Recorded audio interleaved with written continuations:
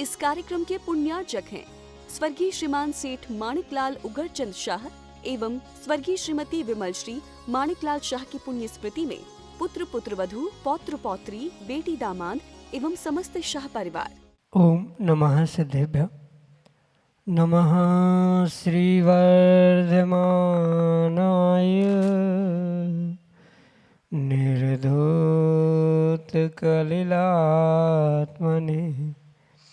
सालोकानां त्रिलोकानां यद्विद्यादर्पणायते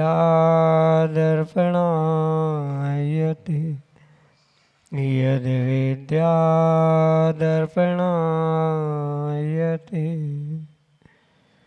पंच परमेष्टि भगवान की परम पूज्य आचार्य भगवंत गुरुवर विशुद्ध सागर जी मुनि महाराज जी की परम पूज्य मुनि श्री सुप्रभ सागर जी महाराज जी की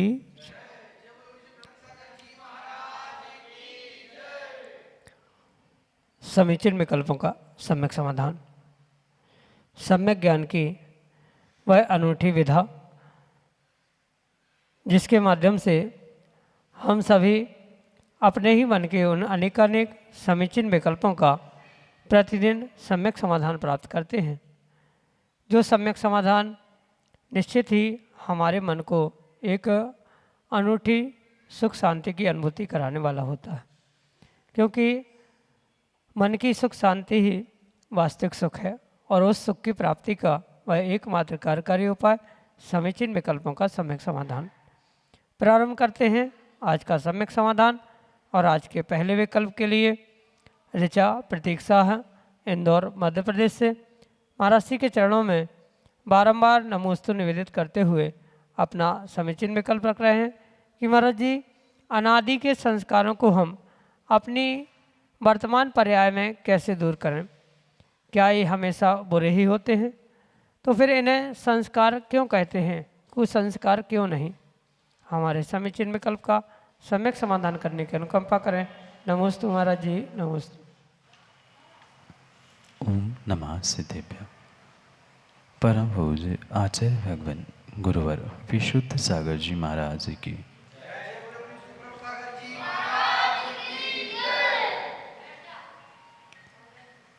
अनादि के संस्कारों को दूर करने के लिए कहीं न कहीं वर्तमान के संस्कार ही कार्यकारी बन सकते हैं, क्योंकि संस्कारों के अभाव में संस्कारों का नाश होना संभव नहीं है।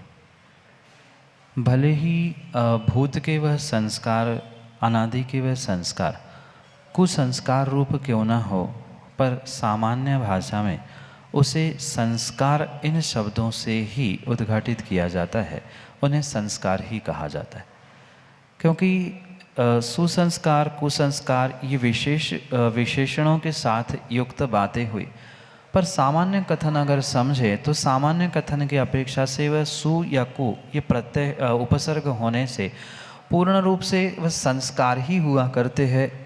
चाहे आप जीवन में अच्छे कार्यों को प्राप्त करें या बुरे कार्यों को प्राप्त करें, पूर्ण रूप से वह संस्कार ही कार्यकारी होते हैं, पर सामान्य भाषा में उन्हें संस्कार कहा जाता है। वास्तविकता में वे कुसंस्कार या सुसंस्कार के रूप में ही होते। अगर मिथ्यात अविरति प्रमाद कषाय और योग इनके निमित्त से जो संस्कार प्राप्त हो रहे हैं, इनके निमित्त से जो परिणति परिणाम प्राप्त हो रहे, उन्हें कुसंस्कार कहा जा सकता है। पर कुछ अंशों में जो जीव के लिए संस्कारित तो होते हुए व्रतों को पालन करना, देवशास्त्र गुरु के श्रद्धाओं को प्राप्त होना आदि जो कार्य देखने में आ रहे हैं, कहीं ना कहीं ये पक्का मानना ये सुसंस्कार रूप ही परिणाम होते। इसलिए एक सामान्य परिभाषित करते हुए ये व्याख्यान किया जाता है कि अनादि के संस्कार हमें इस प्रकार से प्रेरित कर रहे हैं या अनादि के संस्कारों के कारण ऐसा हुआ है। विशेषण लगाते हुए उसे सुसंस्कार या कुसंस्कार मात्र इसलिए नहीं कहा जाता कि एक सामान्य कथन संस्कारों की अपेक्षा से कहा जाता है, यही मात्र उसमें विशेषता है, अन्य किसी प्रकार की विशेषता उसमें है ही नहीं है। और रही बात उन संस्कारों को दूर करने की, तो उन संस्कारों को दूर करने के लिए वर्तमान में हमें अपनी आत्मा में सच्चे देवशास्त्र गुरु के पास पहुंचकर अच्छे संस्कारों को प्राप्त करने की आवश्यकता है। जब तक आप अपनी आत्मा को सच्चे देवशास्त्र गुरु की सन्निधि प्रदान करते हुए आत्मा को संस्कारित करने का प्रयास नहीं करेंगे, तब तक अनादि के मिथ्यात, अविरति, प्रमाद, कषाय, योग आदि रूप जो परिणाम चल रहे हैं, परिणति चल रही है, वे संस्कार कभी भी मिटने वाले नहीं। इसलिए भूत के, अनादि के संस्कारों को मिटाने के लिए वर्तमान में आत्मा को संस्कारित करना सच्चे देवशास्त्र गुरु के माध्यम से ये ही बहुत आवश्यक कार्य हो सकता है। उसके अलावा किसी भी प्रकार से आप अपने अनादि के संस्कारों को वर्तमान के पर्याय से दूर नहीं कर सकते। वर्तमान के पर्याय में उन संस्कारों को दूर करने के लिए सच्चे देवशास्त्र गुरु की सन्निधि प्राप्त करते हुए पूर्ण रूप से गुरु के पास बैठते हुए क्या गलतियाँ हुई, क्यों गलतियाँ हुई, उनको कैसे सुधारा जा सकता है, पुरानी बातों के लिए प्रत्याख्यान करना, आने वाले बीते हुए जो कार्य है उसके लिए प्रायश्चित ग्रहण करना, इन सभी कारणों से आप अपने जीवन में उस अनादि के संस्कारों को बदलते हुए सच्चे देवशास्त्र गुरु की सन्निधि, सानिध्य, भक्ति आदि आदि के निमित्त से जीवन में सुसंस्कारों को प्राप्त करते हुए उन कुसंस्कारों को दूर कर सकते हैं। यही आपके लिए सम्यक समाधान। अगले समीचीन विकल्प के लिए आहार जी छात्रावास से आर्जव जैन अपने समीचीन विकल्प के साथ। नमोस्तु गुरुवर। महाराज जी, मेरा प्रश्न ये है कि मुनिराज अभिषेक क्यों नहीं करते हैं और चरण स्पर्श करते हैं, और क्षुल्लक जी को अभिषेक करने की अनुमति क्यों होती है? नमोस्तु गुरुवर। भगवान का अभिषेक, पूजा और निर्ग्रंथों को दान देते हुए श्रावकों के लिए एक सुंदर व्यवस्था हमारे जिनागम में आचार्यों ने बनाई। जब भी निर्ग्रंथों को दान दिया जाता है या अरिहंतों का अभिषेक पूजन किया जाता है, वहाँ श्रावकों के लिए आज्ञा दी जाती है कि कम से कम 2 वस्त्रों को उन्हें पहनना आवश्यक नहीं अपितु अनिवार्यता से कहा गया, और वो भी वस्त्र पूर्ण रूप से अखंड वस्त्र होने की आवश्यकता है। मतलब 2 वस्त्रों का अर्थ इतना सा नहीं है कि कोई शर्ट पैंट पहनकर या कुर्ते पैजामे पहनकर भगवान का अभिषेक करने के लिए या मुनिराजों को आहार देने के लिए पहुँचे। ये किसी भी प्रकार से आगम के अनुकूल कार्य नहीं। अखंड वस्त्र वो कहलाता है जिसमें किसी भी प्रकार से खंड खंड नहीं हुए हैं या धागे, सिलाई, सुई आदि के माध्यम से उनको जोड़ा नहीं गया है, किसी प्रकार से सिलाई नहीं की गई है। ऐसे जो सामान्य रूप से धोती दुपट्टा के रूप में स्वीकार होते हैं, वे ही ऐसे वस्त्र होते हैं जिसके माध्यम से आप मुनिराजों को आहार या भगवंत अरिहंतों का अभिषेक आदि कर सकते हैं। इसलिए जब श्रावकों के लिए आज्ञा प्रदान की गई है या किसी को भी आज्ञा प्रदान की है भगवान का अभिषेक करते समय, मुनिराजों को आहार देते समय 2 अखंड वस्त्रों का ही प्रयोग करना, ये जब आज्ञा और नियम बनाया है तो मुनिराज के पास तो कोई भी वस्त्र नहीं है। इसलिए मुनिराज किसी भी प्रकार से भगवंतों का अभिषेक नहीं कर सकते। चरण स्पर्श करना भिन्न विषय है, चरण स्पर्श तो कोई भी कर सकता है, पर अभिषेक करना, पूजा करना, मुनिराजों को आहार दान देना, ये श्रावक की आवश्यक क्रिया कही गई है। और इन आवश्यक क्रियाओं के लिए श्रावक को अपने भेष को प्राप्त करना अनिवार्य होता है। और इसी कारण से जिसके पास धोती दुपट्टा रूपी अखंड वस्त्र रूपी 2 वस्त्र है, वो ही श्रावक मुनिराजों को आहार दे सकता है। हर कोई श्रावक भी मुनिराजों को आहार नहीं दे सकता। और रही बात क्षुल्लक जी की, तो क्षुल्लक जी के पास 2 वस्त्र है, एक उनकी लंगोट है, कौपिन है, और दूसरा उनका दुपट्टा है।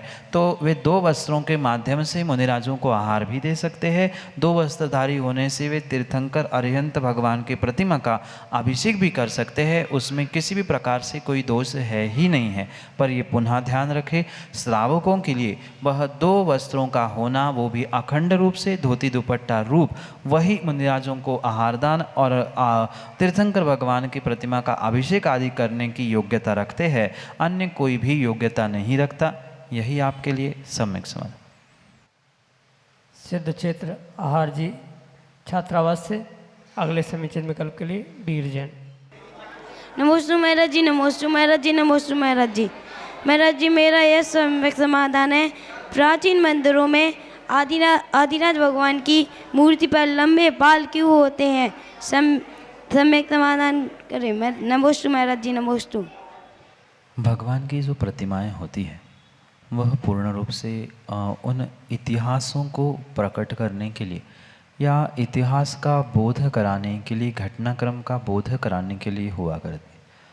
सामान्य रूप से पारसनाथ भगवान भी तीर्थंकर हुए थे, पर उनके जीवन में किस प्रकार से उपसर्ग घटित हुआ, वे समतापूर्वक कैसे उसे सहन करते रहे, उनके उपसर्ग दूर करने के लिए वे कैसे धरणेन्द्र पद्मावती आए थे, इन सबका संक्षेप इतिहास संक्षेपीकरण उस प्रतिमा के सर्वफणे आदि के माध्यम से किया जाता है। बिल्कुल ऐसा ही कार्य भगवान आदिनाथ स्वामी के प्रतिमा आदि के निमित्त से समझने की आवश्यकता है। प्राचीन काल में जो आदिनाथ भगवान की प्रतिमाएं बनाई जाती थी, उनके लंबे बाल बनाने के पीछे उनका वह इतिहास समझने की आवश्यकता है। जो भगवान तीर्थंकर बनने से पूर्व या तीर्थंकर प्रकृति का उदय आने से पूर्व जब आदिनाथ भगवान तपस्या के लिए बैठे थे, ये तो शायद आपने सुना होगा कि 6 महीने उन्होंने तपस्या की और 6 महीने तपस्या करने के उपरांत फिर वे आहारचर्या के लिए निकले थे। और उतना होने के बाद भी पुनः उनको विधि ना मिलने के कारण पुनः आकर उन्होंने तपस्या ग्रहण की। लगभग 1 वर्ष कुछ महीने तक उन्होंने ध्यान साधना की। उस समय पर उनको वह केशलोंच आदि का विकल्प नहीं रहा, क्योंकि वे ध्यान में ही तल्लीन थे, लीन थे। इस कारण से वह ये पूरा इतिहास प्रदर्शित करने के लिए आदिनाथ भगवान के लंबे लंबे बाल दिखाए जाते हैं। और प्रतिमा में कभी कभी लंबे कान भी जो दिखाए जाते हैं, वह भी पूर्ण रूप से निमित्त लक्षण शास्त्र आदि के माध्यम से समझना। जो जितना पुण्यात्मा दीर्घायु जीव होता है, उसके कान उतने ही लंबे हुआ करते हैं, इसलिए लंबे कान, लंबे बाल आदि की प्रतिमाओं को वहाँ पूर्व काल में आदिनाथ भगवान आदि के निमित्त से दिखाया जाता है। मुख्य कारण यही है। बाकी वह अनेक प्रकार की जटाएं, बाल बनाना, रचना बनाना, ये एक मूर्तिकला का भी प्रतीक हो सकता है, पर मुख्य कारण इतिहास को प्रदर्शित करना है, जो कि कई महीनों तक उन्होंने उपवास, ध्यान साधना आदि धारण की थी। यही बताने का उसके पीछे का उद्देश्य है। यही आपके लिए सम्यक समझ। आकाश जैन, रानीपुर, उत्तर प्रदेश से अगले समीचीन विकल्प करें। नमोस्तु भगवान, नमोस्तु भगवान, नमोस्तु भगवान। महाराज जी मेरा प्रश्न ये है कि हम लोग सुबह देखते हैं कोई कोई अंकल लोग धोती पहन के, स्लीपर्स पहन के अभिषेक करने के लिए आते हैं, और चौके में भी अशुद्ध होने के होते हैं, फिर भी वो शुद्ध बोल के चौके के अंदर घुसने चले आते हैं। हम उनको मना करते हैं, बट वो बड़े होते हैं फिर भी घुस आते हैं, तो हम इसमें क्या करें? नमोस्तु। अशुद्ध वस्त्रों में, अशुद्ध द्रव्य में, अशुद्ध भावों से मुनिराजों को आहार देना, भगवान अरिहंत की अभिषेक पूजा आदि करना, ये पूर्ण रूप से बहुत बड़ा पाप, बहुत बड़ा दोष कहा जाता है, जो पूर्ण रूप से कुभोग भूमि को ही देने वाला होता है। कुभोग भूमि वो कहलाती है जहाँ आधा शरीर मनुष्यों का, आधा तिर्यंचों का होता है। कुछ ऐसे भी जीव होते हैं जिनके बहुत बड़े कान होते हैं, एक कान बिछाया जाता है, एक कान ओढ़ा जाता है। ये स्थिति प्राप्त वही जीव करते हैं जो अशुद्धि में मुनिराजों को आहार देते हैं, या अशुद्धि में ही पूर्ण रूप से भगवान का अभिषेक पूजन आदि करते हैं। ये बात कितनी ही आप उन बुजुर्गों को समझाने का प्रयास कर लेना, पर यह पक्का मान लेना कि जीव की अगर होनहार बिगड़ चुकी है, उनकी गति बिगड़ चुकी है, तो उनकी मति भी वैसी ही होने वाली। आप क्या, साक्षात मुनिराज भी उनको समझाए कि भैया गाड़ी पे चलकर आया हुआ वो 16 नहीं होता। जूते चप्पल पहनकर जो आप 16 के वस्त्रों में घूम रहे हो, वह वास्तव में 16 आगम के परिप्रेक्ष्य में नहीं होता। पर फिर भी वे नहीं मान रहे हैं, क्योंकि उनकी वैसी ही मति, बुद्धि हो रही आने वाले समय में होने वाली गति की अपेक्षा। इसलिए विशेष बात ध्यान रखें कि हम ऐसे स्थिति में माध्यस्थ हो जाए, एक बार समझाए, 2 बार समझाए, तीसरी बार हम उन कार्यों से दूर हो जाए। ये या ऐसा कर सकते हैं कि हमने 1-2 बार उस व्यक्ति को आहार देते समय देखा है, तो उस व्यक्ति का नाम या उस व्यक्ति का संकेत मुनिराजों को करने का प्रयास करे। हो सकता है आपके कहने से नहीं माने और मुनिराज के कहने से वे मान ले, उनकी होनहार ठीक है तो आप प्रयास यही करें कि पहले हम एक बार दो बार सामान्य रूप से समझाएं, पर नहीं समझ रहे हैं तो हम भी संक्लेश परिणाम नहीं करें, उन व्यक्ति से दूर होने का प्रयास कर ले। और रही बात आहारचर्या आदि के समय पे वे मान नहीं रहे हैं तो सीधे जिन मुनिराज के आहारचर्या में आप जा रहे हैं तो उनको धीरे से संकेत कर ले कि अमुक व्यक्ति ऐसा करता है, अमुक व्यक्ति गाड़ी से आता है, अमुक व्यक्ति जूते चप्पल पहनता है, उसकी शुद्धि नहीं है। तो मुनिराज अपने हिसाब से उनको संबोधित करते हुए, मार्गदर्शन करते हुए समझाने का प्रयास करते हैं और करेंगे कि किस प्रकार से शुद्धि का पालन करना चाहिए। पर उनसे विवाद करना, लड़ाई झगड़ा करना ये भी किसी प्रकार से उचित नहीं है। पुनः पुनः उन्हें समझाने का प्रयास करें, उनको उनकी गलती का एहसास कराने का प्रयास करें, उनको ये भी समझाने का प्रयास करें उसका फल क्या मिलता है। पर अक्सर देखने में यही आता है, आप उनको समझाने जाओ तो वे उल्टा आपको समझा देंगे, हम बहुत ज्ञानी हैं, हम पुराने हैं, मैं जानता हूँ, आप मुझे क्या समझा रहे हो। इसलिए सीधी सी बात है, एक बार अपना कर्तव्य करना आवश्यक है। अपन एक बार कहे, दूसरी बार कहे, तीसरी बार फिर आप जाने, आपका काम जाने, ये निर्णय करते हुए हम मुनिराज तक खबर पहुँचाएँ। और अभिषेक आदि की व्यवस्था है तो वहाँ तो भगवान से कहा नहीं जा सकता, फिर उनका पुण्य पाप उनके पास। पर मुनिराजों की आहारचर्या के समय में तो हम मुनिराज आरिका आदि को समझाते हुए, मतलब हिंट करते हुए, संकेत करते हुए उनको समझाने की प्रार्थना कर सकते हैं। यही आपके लिए सम्यक समाधान। आर्जा जैन आहार जी सिद्ध क्षेत्र से अगले समीचीन विकल्प के लिए। नमस्ते गुरुवर। Why the world says time is life, समय का ध्यान क्यों रखते हैं? नमस्ते गुरुवर। समय बहुत बेशकीमती हुआ करता है, इसलिए मात्र ऐसी कहावत नहीं है कि time is life, time is money. पर यह वास्तविकता है कि जिसने समय को समय पे समझा है वो ही वास्तव में उस समय का आनंद लेते हुए अपने समय को प्राप्त करता है। यहाँ समय के अनेक अर्थ समझने की आवश्यकता है। समय यानी कालवाचक है, समय यानी आत्मा भी होता है, समय यानी आगम भी होता है, समय यानी कार्य की सिद्धि भी होती है। इसलिए जो जीव उस समय का नियोजन करता है, टाइम का नियोजन करता है, टाइम का, समय का ध्यान रखता है, वो ही जीवन में बहुत कुछ श्रेष्ठतम कार्यों को प्राप्त करने के लिए अपने जीवन में पुरुषार्थरत हो सकता है। क्योंकि ये पक्का है, जो कार्य जिस समय में होना है वह उस समय पर ही उत्कृष्टता को प्राप्त करने वाला हो सकता है, अन्य किसी प्रकार से भी होने वाला नहीं है। जैसे जो बरसात के समय में सावन आदि में, आषाढ़ सावन में ही जो अंकुरण होता है बीजों का, फसल उगती है या उसके लिए जो पानी, भूमि आदि चाहिए पड़ती है, वो उसी समय पे अगर बीजारोपण किया है तो ही वह उत्कृष्ट फसल देने के लिए निमित्त बन सकते हैं। इसलिए अवश्य ध्यान रखें, ये मात्र फसल आदि आदि के लिए नहीं, जीवन के प्रत्येक कार्यों के लिए समय का ध्यान रखना आवश्यक है। आप विद्यार्थी, आप जब चाहे पढ़े, पर समय का ध्यान ना रखते हुए परीक्षा के बाद में आप अगर पढ़ने लग जाओ, छुट्टी के दिनों में खूब पढ़ लो और जब पेपर देना था उस समय पर आप बिल्कुल ना पढ़ो, तो किंचित भी आप किसी भी प्रकार से पास नहीं हो सकते उस एग्ज़ाम में। इसलिए ये कहा जाता है कि time is life, time is money, समय की कीमत करे, समय का ध्यान रखे। ये पूर्ण रूप से जो जीव उस कालवाचक समय का ध्यान रखता है वह अपने जीवन में प्रत्येक कार्य को श्रेष्ठतम कर सकता है। और मात्र समय का एक अर्थ नहीं ले, समय का हम दूसरा भी अर्थ ले ले, यानी अपने आगम का, धर्म का भी अगर वह ध्यान रखे तो भी वह अपने जीवन में बहुत अच्छे कार्य कर सकता है। इसलिए समय का, टाइम का आप जो चाहे अर्थ बना ले, कालवाचक बना ले, आत्मा बना ले, जिनवाणी बना ले, धर्म मान ले, उन प्रत्येक समय, प्रत्येक स्थान में हमें यही समझना होगा।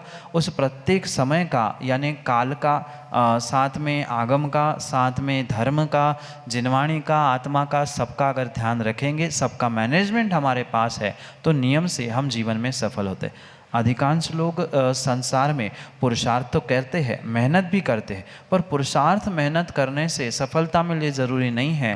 पर वही पुरुषार्थ, वही कार्य, वही मेहनत अगर समय का नियोजन करते हुए, मतलब टाइम टेबल बनाते हुए किया जाएगा कि ऐसे समय इतने समय पर ऐसा करेंगे आदि आदि। जो जीव उस टाइम टेबल को, समय नियोजन को प्राप्त करता है, कहीं ना कहीं वो ही जीवन में सफल होता है।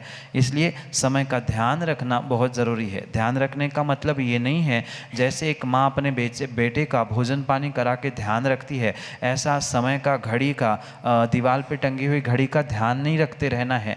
ये कहावत है, टाइम का, समय का ध्यान रखना मतलब समय पर ही समय के काम को कर लेना। इसलिए ये ध्यान में रखते हुए जीवन में सूत्र उतारे कि समय पे किया गया काम समय को दिलाता है। ये अगर सूत्र जीवन में आ जाए तो नियम से आपके जीवन में सफलता और सफलता से ऊंचाई भी प्राप्त आप कर सकते हो।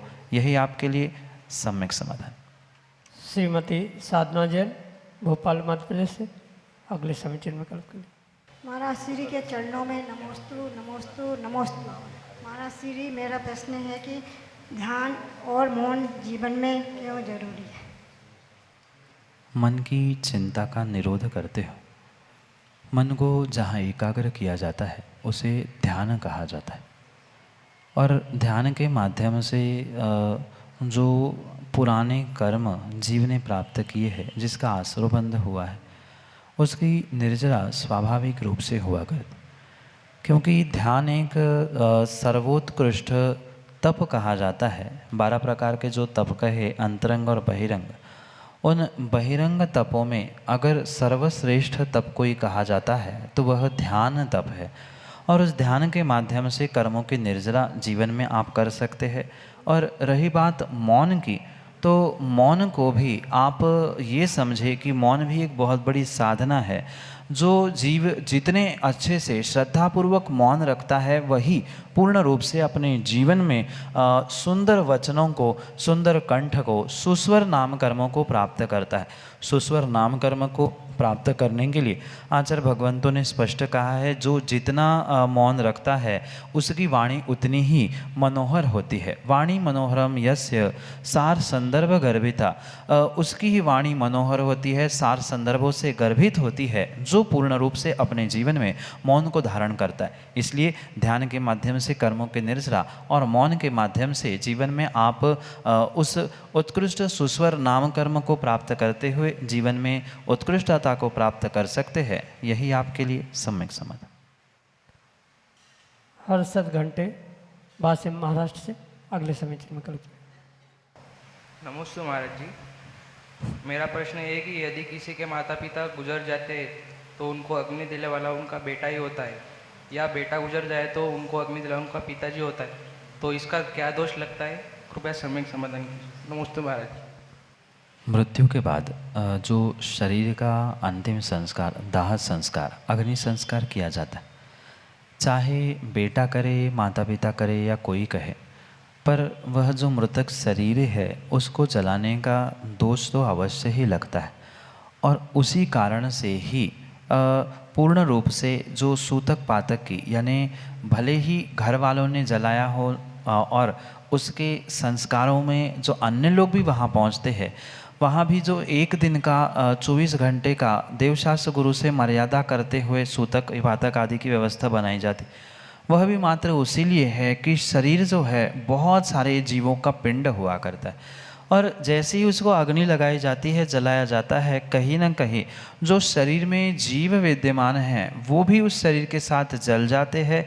शरीर में जो मूल जीव था, यानी मनुष्य में गति का प्राप्त करने वाला जीव था, वो तो चला गया, पर उसके अलावा भी शरीर में जो मांसपेशियाँ है, खून है, पेट में कृमियाँ है आदि अनेक अनेक प्रकार के जीव शरीर के अंदर में होते हैं, शरीर में होते हैं, वो भी जलाने से जलते हैं। इतना ही नहीं, अगर अंतर मुहूर्त में यानी 48 मिनट के अंदर उस शरीर का संस्कार नहीं किया जाता तो शरीर में पुनः समूर्छन जीवों की बहुत सारी उत्पत्ति होती है। जितना दीर्घ काल लगता है, यानी जितने लंबे समय तक शरीर के संस्कार नहीं होते, उतने ही लंबे समय तक वह उतने अधिक जीवों की उत्पत्ति वहाँ उस शरीर के माध्यम से शरीर में होती रहती है।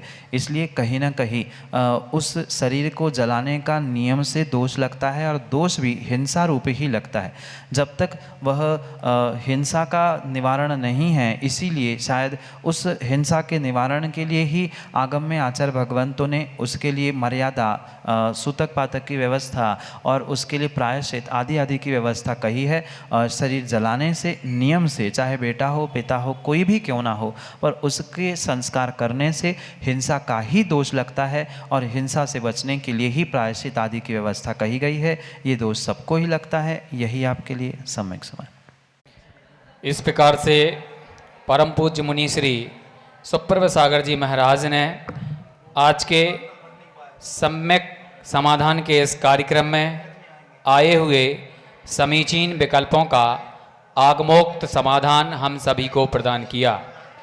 परम पूज्य मुनि श्री के सानिध्य में आगामी अक्टूबर माह के प्रथम सप्ताह में शुभ लाभ अनुशीलन राष्ट्रीय विद्वत संगोष्ठी का आयोजन भी विदिशा की इस धर्म प्राण नगरी में किया जाएगा, जिसमें भारतवर्ष के अनेक स्थानों से प्रमुख विद्वानों को आमंत्रित किया जाएगा और वह अपने आलेखों के माध्यम से उस ग्रंथ पर मंथन चिंतन करेंगे।